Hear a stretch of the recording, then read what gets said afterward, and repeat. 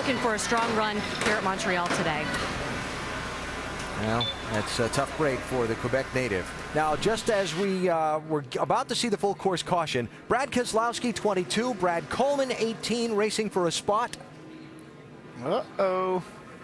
Little contact here. This goes back to a race that we had at Elkhart Lake earlier in the year where they had some contact. I believe that might have been a little payback. Remember, the 18 was leading, 22 bumped him on a restart, 18 was no longer leading. And so this racing for 9th position on the 3rd lap of the race. It's like Brad Coleman's got a long memory. This is all the way back to Road America. On a restart here, you see Brad Coleman in the 18 leading the race. Down the hill toward turn number 1. It's Keselowski right behind him in the white car. When they got to the corner, coming through. And the drivers remember that. Coleman remembered that. He said, my next shot is when we get up to Montreal. And boy, he set him up and got into him, got himself sideways. But I think that he might have got a little damage on that left front fender by doing that. Yeah, all right. Here's what the 22 had to say on his radio. You knew that was coming. Left, right side here, lined up here. All right, I'd say we're even now. Yeah, we're more than even. He lost his fender. Well, I guess the 18 probably got a little more damage out of that than Brad Keselowski did, but he did lose a few spots. Another look at it in the corner. And you saw the wrinkle on the left front fender of the 18 car. We'll see if that affects the handling of that machine as we go through much of the distance in Montreal.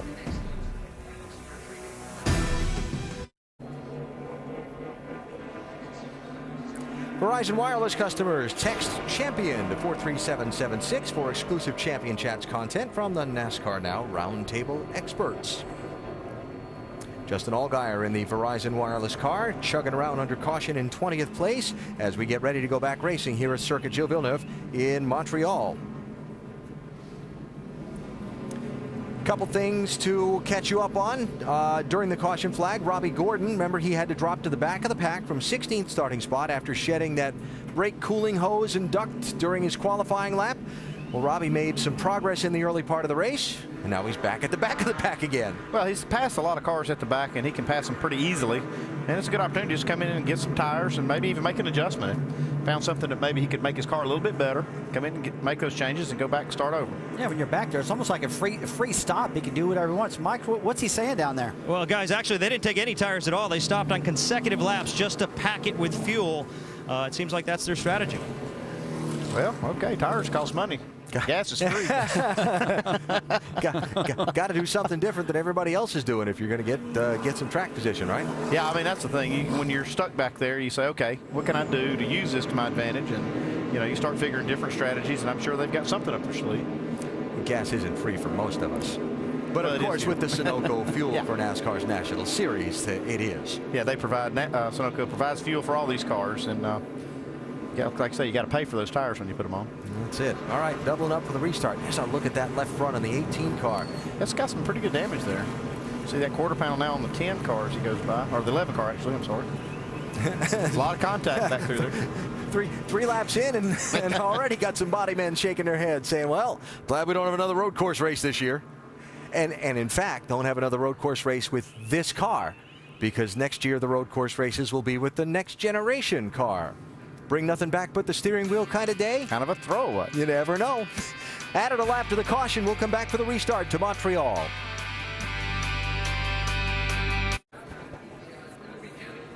Make sure to go to Goodyear.com and check out Goodyear's Support Our Troops program. There you can send a thank you message from a NASCAR driver, enter for a chance to win a 2011 Ford Taurus, or win other great prizes. Learn more at Goodyear.com. We are getting the signal right there that we're going to go back racing when the field gets to the start-finish line. Seeing some strategy unfold. Robbie Gordon talked before the race about giving up his 16th starting spot, going to the back of the field. He was going to have to try something different than everyone else to try and get some track position back, because all that matters to him today is to win. So, Andy, we've seen him stop 3 times on pit road now under this caution and top off the fuel. What's the end game? Well, what he's probably trying to do is, he's gambled a lot that he can make it on just one more green flag stop. And that would mean he would have to go 35 and 34 laps now in these next 2 segments. That's outside of everybody's fuel range. But if you get enough cautions, you can do it. I mean, we've run quite a few laps under caution here. You get about twice the fuel mileage under caution that you do under green. So we get enough caution laps, he might win that gamble. I can't see anything wrong at all with having more gas in your car than anybody. And that's what he's got right now. So it gives him the option in case something crazy does happen. And just like you guys said, we have seen crazy things at this racetrack. Yes, a lot of cautions. We have no idea how many there's going to be. But I do like Robbie coming in, putting that fuel in their car and have that option. Look at the crowd. What a great event this has become. Villeneuve got jumped pretty good on that first initial start. I wonder if he's going to make an adjustment here. Well, have a look at what we saw from on board as he came to the start. Remember, we got the foot cam on board the 32 car with Jack. And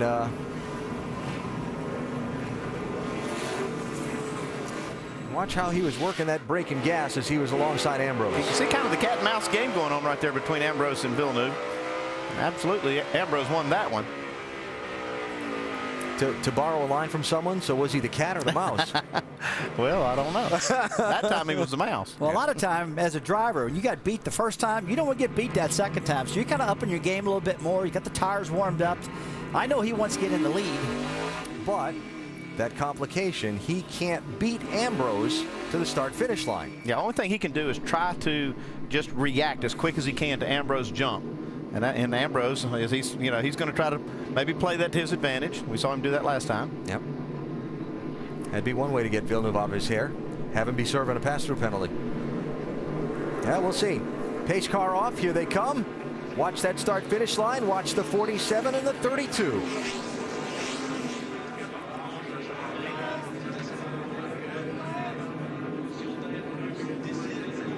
Restart zone starts right there. Wow. They got him again. Oh, Ambrose must be talking to John Force or something. Now Edwards again to try and stick the nose to the inside of Villeneuve in two. Oh, accordion contact. There we go. Edwards got a little fender under there, and he's not going to make it.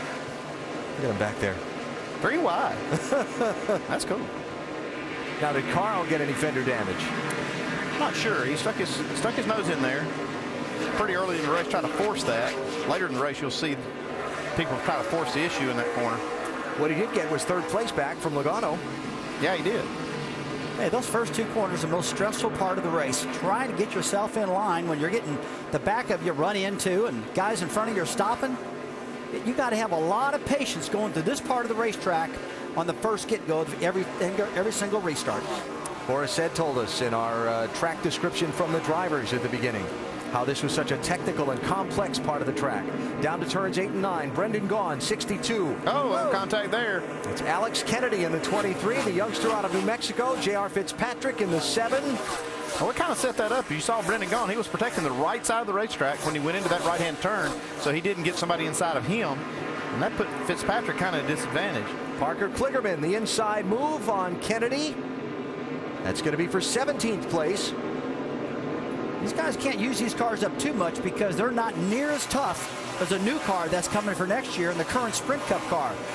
Pretty weak in the front end. They bend these fenders up, and these things don't handle real good after that happens.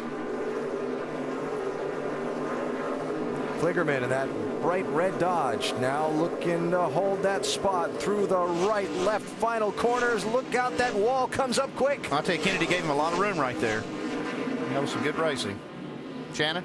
Parker Kligerman had a long weekend. He actually broke a sway bar in final practice and didn't get many laps before he had to go out for qualifying. He was a little bit nervous before he went out because he had to qualify on time. Great kid inside that car, part of the Penske development driving, and he is looking forward to this race today. It is his first road course in the Nationwide Series. He did run an ARCA race on the road course and won it, so these guys down there on his team are very optimistic about today. Big pressure for second place here. Ambrose is gapped a little bit. Oh, man, we got some, right back in the same group. Kennedy. This looks like Brian Scott, Alex Kennedy there, tore all up. Brian Scott's got some real damage. That is in turns 3 and 4. He's destroyed the back of that car. Oh, yeah. Driver's side, rear. Yeah, he's done. That's a big hit out of Brian. I'm all right. We got caution yet. They're still racing on another part of the track, so there's not a factor just yet.